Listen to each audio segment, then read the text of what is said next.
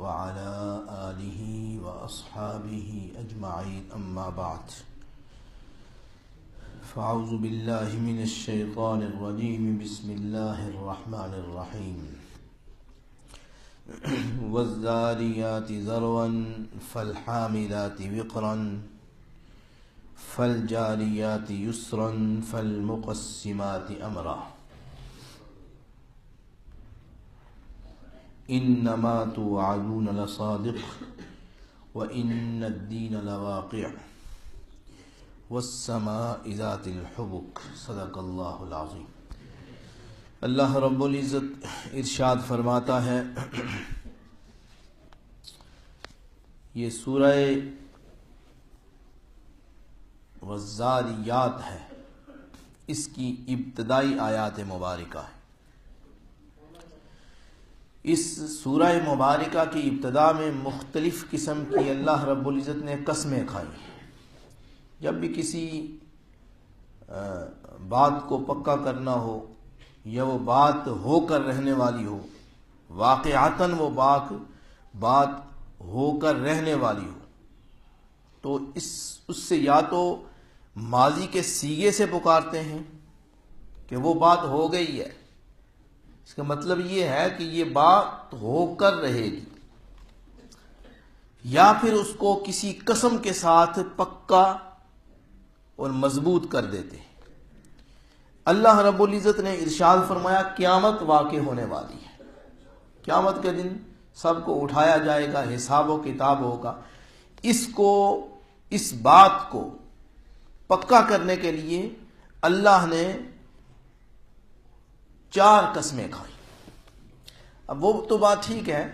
یہ بات یعنی ہو کر رہے گی۔ اب دیکھیں قسمیں کن چیزوں کی کھائی جا رہی ہیں۔ فرمایا والذاریات ذروا، قسم ہے ان ہواؤں کی جو بکھیر کر اڑانے والی ہے۔ اب ہوا جو ہے یہ اللہ تعالیٰ کی ایسی عظیم نعمت ہے جو دکھائی نہیں دیتی لیکن محسوس ہوتی ہے۔ ہوا اللہ کی ایسی نعمت ہے جو محسوس ہوتی ہے لیکن دکھائی نہیں دیتی۔ اللہ رب العزت کی بے شمار ایسی نعمتیں ہیں۔ ہمارا سانس جو ہے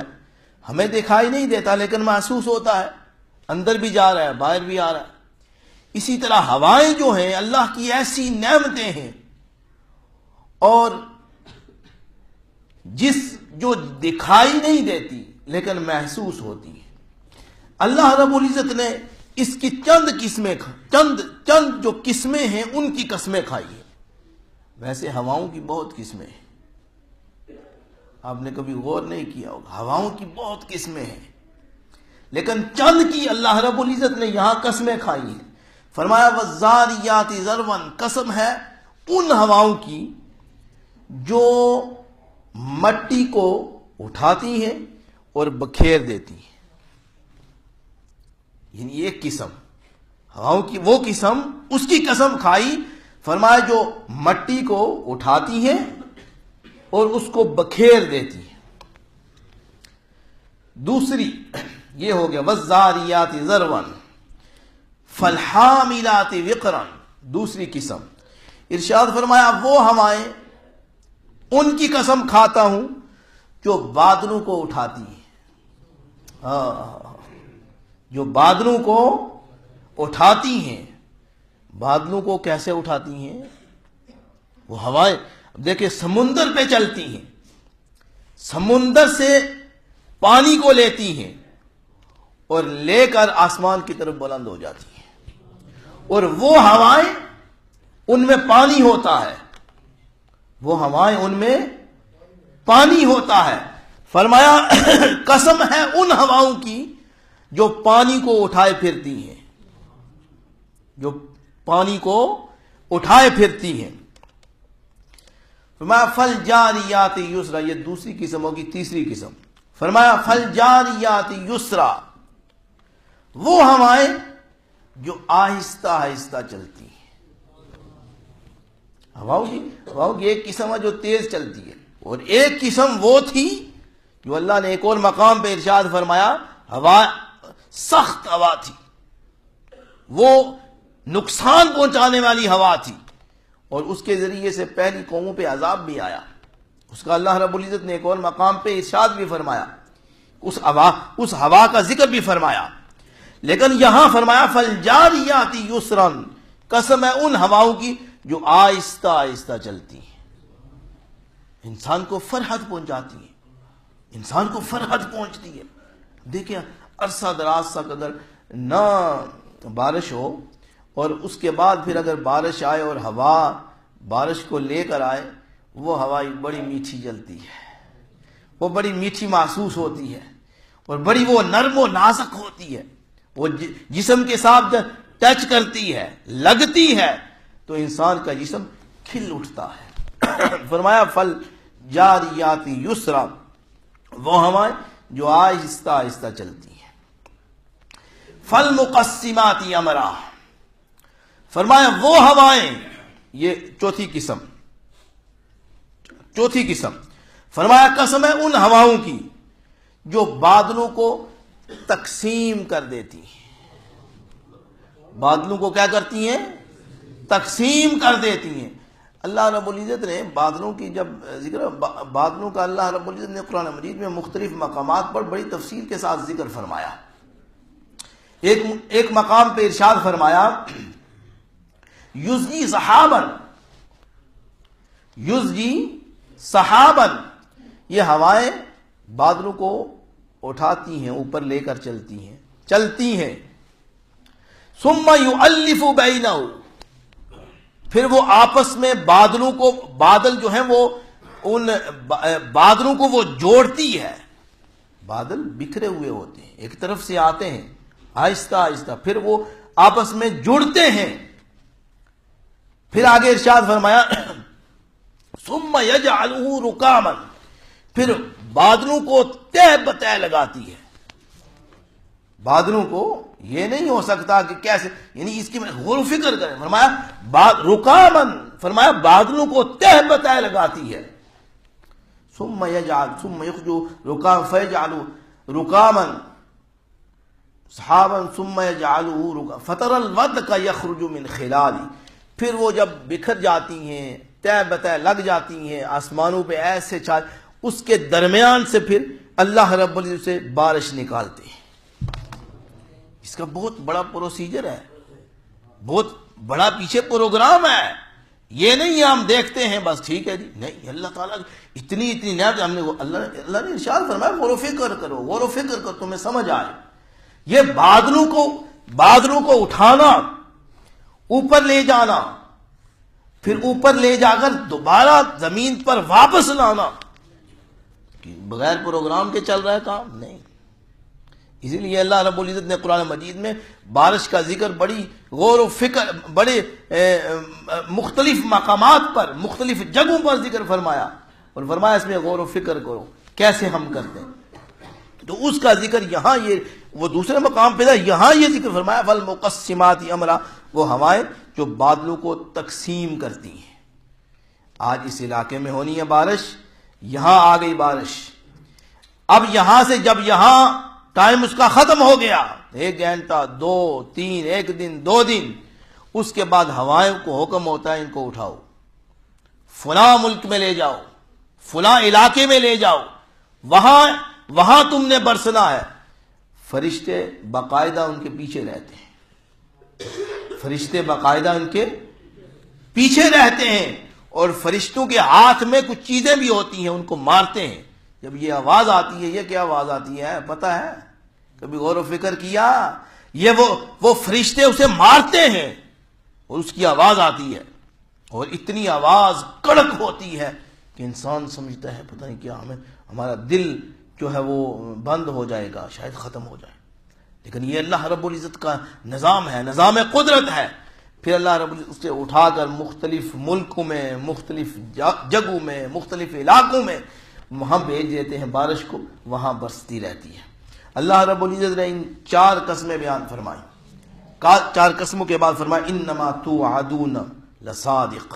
فرمایا ہمارا وعدہ سچا۔ یہ کافر کہتے تھے کہ نہیں، قیامت واقع نہیں ہوگی، ہم مر کے مٹی ہو جائیں گے، ہم فلاں ہو جائیں گے، اس کے بعد دوبارہ کیسے اٹھائے جائیں گے؟ اللہ فرماتا ہے میرے قسمیں، یہ دیکھو میں نے میری جو نعمتیں ہیں، ان نعمتوں کی قسمیں اٹھانے کے بعد فرمایا انما توعدون لصادق، میرا وعدہ سچا ہے،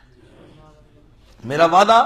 سچا ہے اور ہو کر رہے گا، ان الدین لواقع، فرمایا انصاف کا دن آنے والا ہے،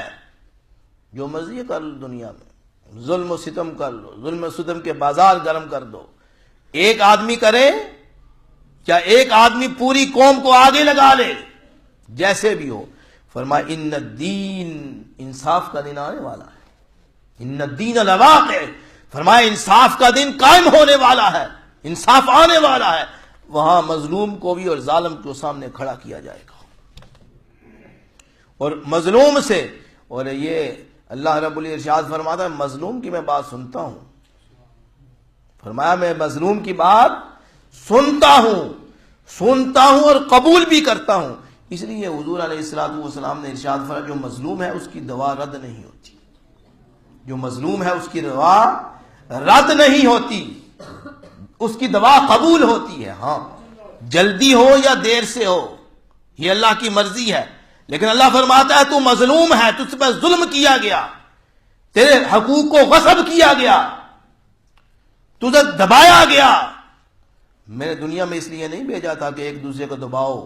میں نے تو حقوق دیے تھے ایک دوسرے کے حقوق کا خیال رکھو، فرمایا میں حساب و کتاب لوں، لواقع، ان الدین، دین کا معنی انصاف، فرمایا انصاف ہو کر رہے گا، اسی لیے کہتے ہیں نا اگر کسی کا حقوق مردوں میں سے یعنی انسانوں میں سے اگر کسی کے حقوق سلب کیے جائے اس کو اللہ ضرور اسے لے کر دے گا قیامت کے دن، ہاں اللہ کے اپنے حقوق جو ہیں اللہ معاف فرما دے، وہ معاف فرمانے والا ہے، لیکن یہ بھی اللہ لے لے گا اپنے ذمے اگر اللہ کی طرف رجوع کیا جائے، لیکن اس پر ضرور ظالم سے مظلوم کو انصاف دلایا جائے گا۔ پھر آگے ارشاد فرمایا وَالسَّمَاءِ ذَاتِ الْحُبُكِ، پھر آگے میں پچھلے جمعے کہا آسمان کی اللہ نے قسم کھائی، آسمان کا ذکر فرمایا، یہاں پھر ارشاد فرمایا وَالسَّمَاءِ ذَاتِ الْحُبُكِ، قسم ہے آسمان کی جس آسمان کے اندر راستے بنے ہوئے ہیں، جس آسمان میں راستے بنے ہوئے ہیں، صبح شام دن کو فرشتے آتے جاتے ہیں، ہمیں دکھائی نہیں دیتے، ہم دیکھ نہیں سکتے، فرمایا وَالسَّمَاءِ ذَاتِ الْحُبُكِ، قسم ہے آسمان کی کہ اس کے اندر راستے بنے ہوئے ہیں۔ پھر آگے ارشاد فرمایا تھوڑی چند آیات مبارکہ کے بعد ان المتقین فی جنات وعیون، فرمایا جو متقین لوگ ہیں، پرہیزگار لوگ ہیں، اللہ سے ڈرنے والے لوگ ہیں، اور دنیا میں اس نے اپنا وقت ڈر ڈر کر گزارا، اللہ کے سامنے سجدہ ریز ہوتا رہا، اللہ کا بندہ بن گیا، فرمایا اس کو ہم باغات عطا فرمائیں گے، حور و قصور عطا فرمائیں گے، باغات عطا فرمائیں گے، فرمایا باغات ویسے نہیں ہوں گے، عیون، فرمایا اس کے سامنے سے نہریں گزرتی ہوں گی، وہ مکان جس کے سامنے سے نہریں گزر رہی ہوں وہ بڑا خوبصورت لگتا ہے، وہ باغ جس کے سامنے سے نہریں گزر رہی ہوں وہ باغ بڑا خوبصورت لگتا ہے۔ اللہ فرماتا ہے ویسے نہیں، متقین کے لیے فی جنات وعیون آخذین ما آتاہم، فرمایا اس دن کیا کریں گے وہ جنتی لوگ جو باغات میں ہوں گے، فرمایا اللہ جو جو دے گا اسے لیتے جائیں گے، اللہ جو جو عطا فرمائے گا، جو جو نعمتیں عطا فرمائے گا اسے وہ دیتے، انہم کانوا قبل ذالک محسنین، اللہ فرمائے گا یہ دنیا میں متقین تھے، یہ دنیا میں پرہیزگار لوگ تھے، یہ دنیا میں نیکیاں کرنے والے لوگ تھے، کانوا قلیلا من اللیل ما، راتوں کو بہت کم سویا کرتے تھے، ایک اس کی علامت ذکر فرمائے، راتوں کو وہ کم سوتے ہیں، ہم تو زیادہ سوتے ہیں، فرمایا ان کی نشانیاں یہ ہیں وہ رات کو اٹھ کر نوافل پڑھتے ہیں، اللہ کے سامنے سجدہ ریز ہوتے ہیں، اللہ کو یاد کرتے ہیں، کانوا قلیلا من اللیل ما وبالاسحار ہم، جب سحری کا وقت ہوتا ہے اس وقت سحری کے وقت استغفار کرتے ہیں، اللہ سے بخشش طلب کرتے ہیں، تو یہ ان لوگوں کی علامات ہیں، مومنین کی علامات ہیں، رات کو اٹھ کر تہجد کی نماز پڑھنا، یہ سب نوافل سے سب نوافل ہیں اس میں، جتنے بھی نوافل ہیں ان میں سے سب سے افضل نوافل کون سے ہیں؟ سحری کے وقت جو نوافل پڑھے جاتے ہیں، تہجد، یہ سحری کے وقت نوافل پڑھے جاتے ہیں، یہ صبح ٹائم داخل ہونے سے پہلے، اس وقت اللہ کی کہ ہاں جو دعا کی جائے وہ بھی قبول ہوتی ہے، اللہ کے ہاں سجدہ ریز اللہ وہ اسے بھی قبول فرماتا ہے، وہ اللہ کی طرف سے آواز آتی ہے جو کچھ مانگنا چاہے مجھ سے مانگ لے۔ ہم پوری رات سوئے رہتے ہیں، ہمیں کچھ فکر نہیں ہوتی، بس ٹھیک ہے اسی طرح کھایا پیا اور سویا، ہوانوں والی زندگی گزاری نہیں، اللہ کے سامنے سجدہ ریز ہوں، اللہ سے دعائیں مانگیں، استغفار کریں، اللہ رب عمل کرنے کی توفیق عطا فرمائے۔